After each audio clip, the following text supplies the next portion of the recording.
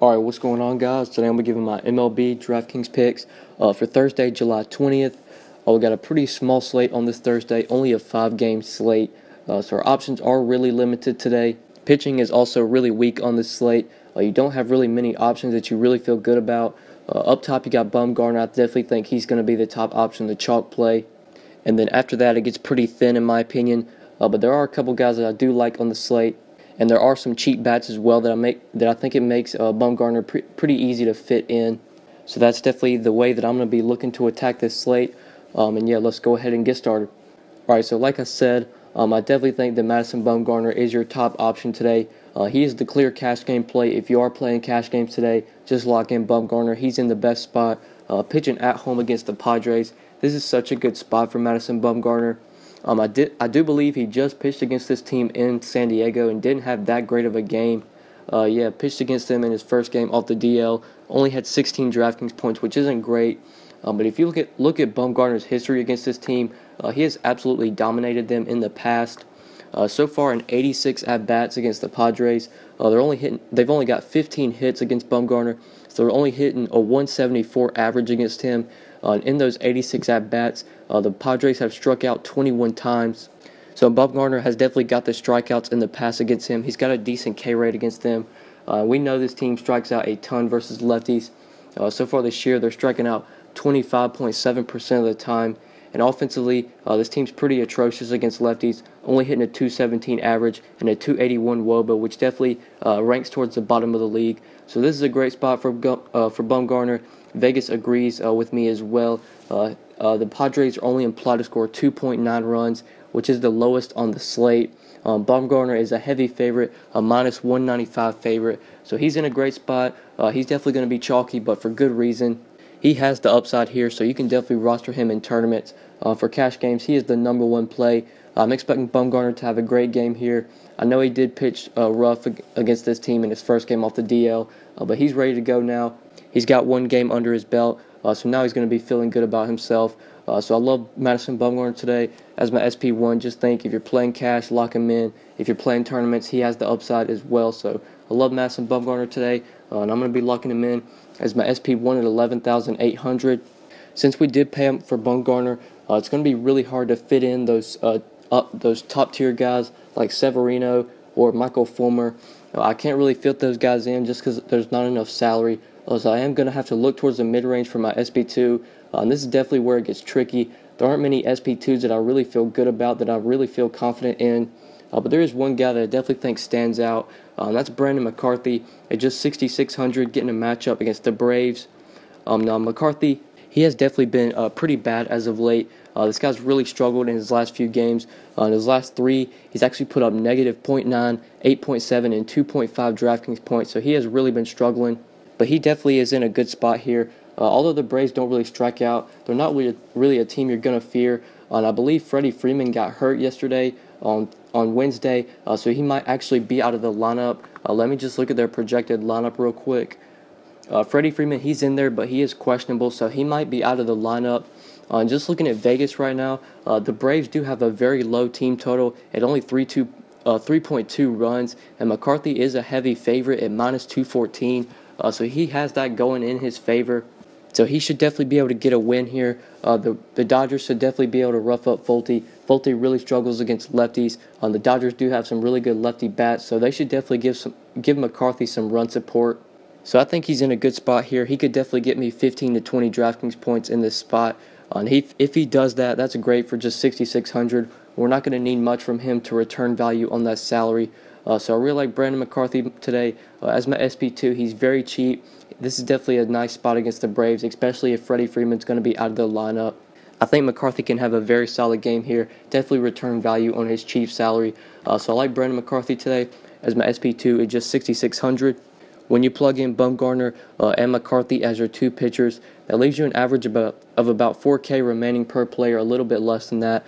So we do have some salary to work with. Might have to plug in a couple value plays, but I do like paying up for Bumgarner, then going with McCarthy as a value SP2, and then building around them two. So my 3 bats I'm going to use to build around my 2 pitchers. Going to be going to third base for my first guy. A mid-range play that I like here. That's Adrian Beltre at 4,400, getting a matchup against Wade Miley. I definitely think that this Texas-Baltimore game is going to be the game you look for bats. So this is only a 5-game slate. Like I said, our options are really limited today. And if you just look at Vegas run totals, this game has the highest total of about 10 runs. The Orioles right now are implied to score 4.9 runs. The Rangers are implied to score 5.2. So I think this game is going to be the game you look for bats. There are some bats that I really like here. Actually, all 3 of my hitters out of my 5 are going to be from this game. But like I said, I really like Beltre today. If you just look at Wade Miley's splits, this guy's really struggled against righties this year. So far this year versus righties, he's given up a 385 WOBA. And if you look at home runs per 9, he does give up home runs to righties, a 1.64 home run per 9. And playing in that ballpark in Baltimore, a very hitter-friendly park. So those Texas Rangers bats, they have that going in their favor.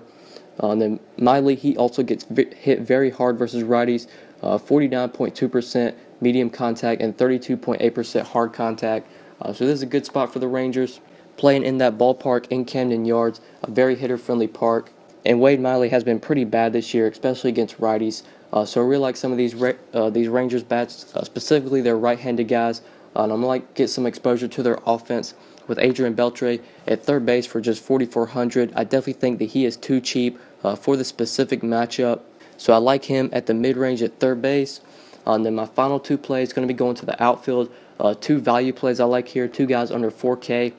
So my first guy that I like is Carlos Gomez at 3,800, getting the same matchup against Wade Miley. Pretty much same thing goes for Beltre as it does for Gomez.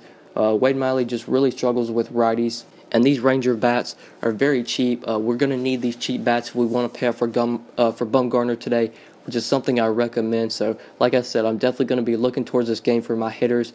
Really like these Rangers bats. They're right-handed guys. They're in such a good spot here against Miley. Just really struggles with righties. So I'm definitely expecting them to put up some runs. And I think Gomez also has some good BVP going in his favor as well. He has hit Miley well in the past. Yeah, it's a pretty nice sample size. And 20 at-bats against Wade Miley. Carlos Gomez has 6 hits. One of those hits was a home run. He's batting 300 and 20 at-bats against Miley. So he also has that going in his favor.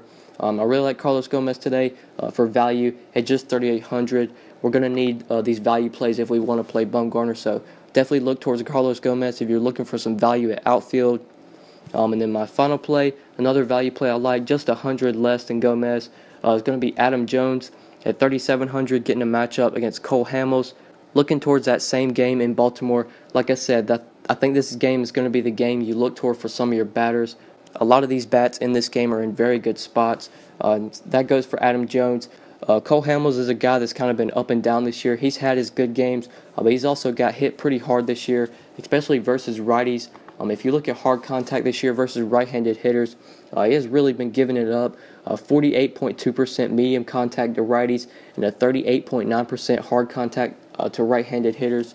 So Hamels is a guy that does struggle against righties. And Adam Jones is a guy that hits lefties well.